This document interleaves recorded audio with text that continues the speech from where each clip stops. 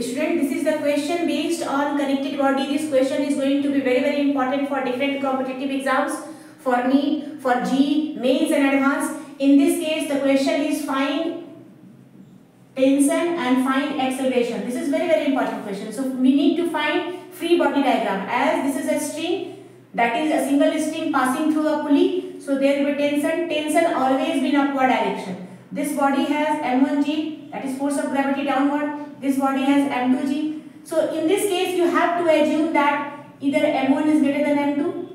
One body is bigger than another, so that bigger body will move down, and the lighter body will move up. So this is the acceleration. So free body diagram of m1 will be, this is m1g minus t is equal to m1 into a, and for m2 t minus m2z is equal to m2a. So using this value we can find t, this t will be cancelled. So m1 minus m2g divided is equal to m1 plus m2a. So a will be m1 minus m2g divided by m1 plus m2.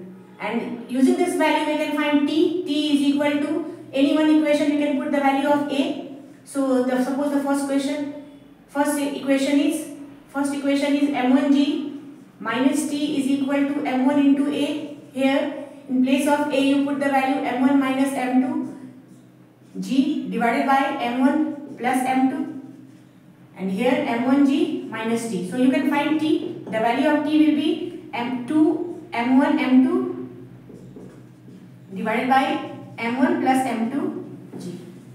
This is the question based on connected body.